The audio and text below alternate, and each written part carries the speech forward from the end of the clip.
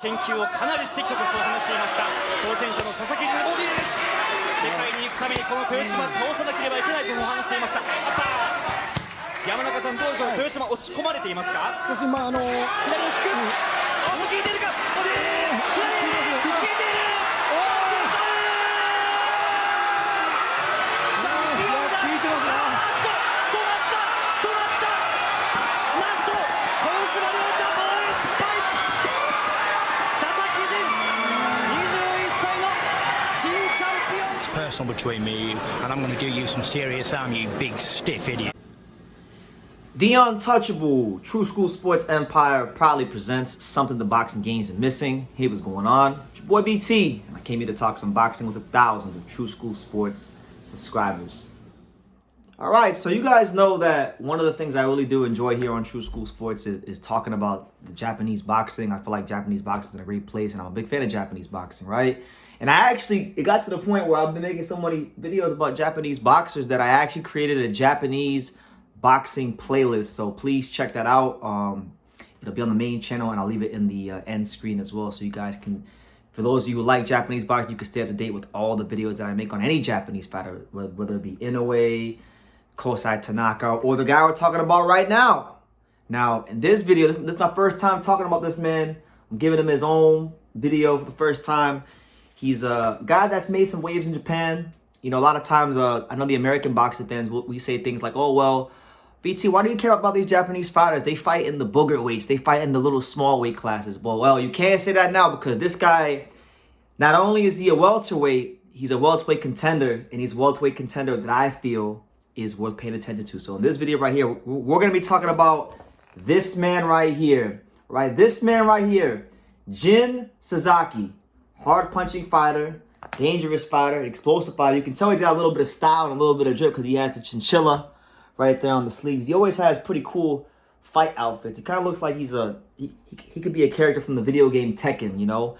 He's just cool, got his own style to him. I like him from what I've seen. And he's someone that we got to start paying attention to in the welterweight division, because, you know, with Terrence Crawford out the division, Virgil Ortiz out the division, Earl Spence out the division is going through a transitional period, and the landscape is dramatically changed, right? So he's one of the guys I feel we should be paying attention to. So right now, as it stands, at the time of making this video, Jin Sasaki is 16-1-1 with 15 knockouts. So right there, just off the record alone, you know he's a puncher. And if you've seen his highlights, you know he got that thump. He's got big punching power in both hands, right? He's ranked 13th in the WBC welterweight rankings. He's ranked number 8 in the WBA. He's ranked number 8 in the IBF, and he's ranked number 9 in the WBO. So it looks like Jin Sasaki sooner rather than later will be participating in a notable fight in the welterweight division. So let's talk about him, man. Jin Sasaki, he really burst onto the scene. I think this year has been a great year for him. Earlier in the year, he captured the WBO Asia Pacific title, which got him in the rankings when he knocked out Ryota Toyoshima in one round. I hope I got the pronunciation right. Knocked him out in one round. And then the next fight, which was in April of earlier this year, he took on Keita Obra, you know, good veteran fighter of 30-plus fights. You know, Keita Obra's been in the game for a little bit of time. And you know, Keita Obra, actually, some of you guys may remember him from fighting Kujatilo Abdulkakarov, you know. But nonetheless, that was a great fight for Sasaki, because that was a fight where he showed vulnerability. He got tested for the first time in his career, got dropped, got back up, and knocked Keita Obra out cold. I mean, it was one of the most vicious knockouts in the welterweight division this year. If you haven't seen it, go check it out. So he's a guy that when you look at him and you compare him to a lot of the other Japanese fighters, this isn't a guy who had a big amateur career.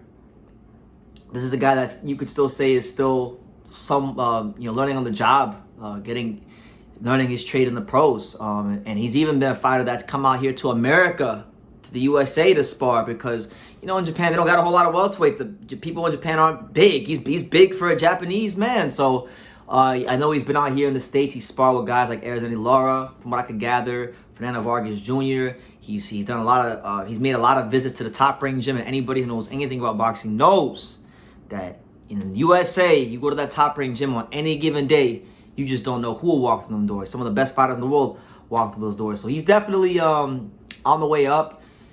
someone to look out for. Very explosive. He's got some things you can't teach. You know, he likes to throw combinations. He's got punching power in both hands, and he's showing some toughness and some grit early in his career. Now, the only loss of his career was actually back when he was at 140.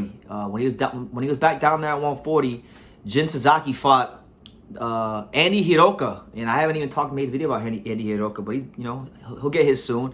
He fought Andy Hiroka back in 2021 out there at Korakuen Hall for the Japanese, for the WBO Asia Pacific title at 140. So the same title he's got now, but he fought it for at a lower weight class. He fought Andy Hiroka, and Andy Hiroka beat the brakes off of him. And Jin Sasaki's had some problems in his career making weight, because he did turn pro as a lightweight. And then it got to a point where he couldn't make the weight there. He had his Japanese boxing license suspended, so then he moved up to 140, and he started having problems there making the weight. So his body's grown. At the age of 22, his body's grown and it's filled out, and he's a big boy.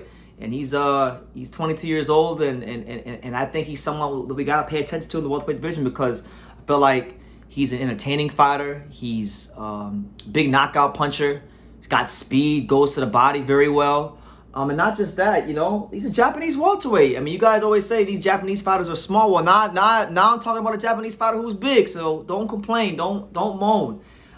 He's gonna be in line for some big fights, and I do think he's one of the most interesting fighters in this weight class. It's not every day you get a Japanese welterweight. I mean, the biggest Japanese fighter I think we've had in boxing that's made it to the world level as of late, you'd have to say probably Ryota Murata. So getting another Japanese fighter at a time where Japanese boxing's flying in a glamour division like welterweight, who can punch, it's not a bad thing at all. I think there's star potential with Jin Sasaki to become one of the next stars of Japanese boxing because of his style, both inside the ring and even look man, look at the wardrobe, man. Look at the drip. Look at the drip.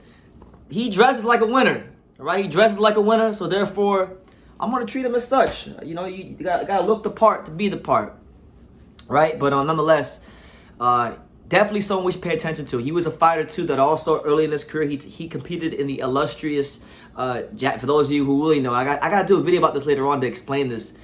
They had the Rookie of the Year tournament in Japan, which is a tournament where basically they match the best fighters, the best young fighters, early in their career, in these weight classes, to see, who's the best fighters, prospects from their regions. And he was in the Rookie of the Year tournament. He got all the way to the final of the Japanese Rookie of the Year tournament. Couldn't fight in the final because of an injury, but nonetheless, the fact that he got there tells you that he had to have some things about him, because a lot of Japanese fighters as prospects, if they can at least get to the final, then normally they go on. They have a better percentage of being war level fighters, so that's always something to look out for. But nonetheless, Jin Sasaki is going to be in line for some great fights. I mean, he is aligned with he has fought on top ranked shows, so he could be one of the guys that winds up fighting a Giovanni Santiano or a Josh Taylor or something like that. The rankings, he's in line in the rankings, so we'll see how it goes. But nonetheless, I'll be definitely talking more about him, because I think he's a really fun fighter to watch, and he's very interesting to talk about. And yeah, that's my video on Jin Sasaki. So let me know what you guys think. What do you guys think about my main man, Jin Sasaki, and what's next in his welterweight career? Leave your comments down below. Make sure you guys take the time to subscribe. And like I say in every single one of these videos, you can love me or you can hate me, but I'm just a kid from Daniel. So until next time, take care, guys. Thank you for watching another video on the untouchable True School Sports Empire. We're here at the Hatanaka Boxing Gym in Nagoya, Japan. And for more great videos just like this one, make sure you guys click right here.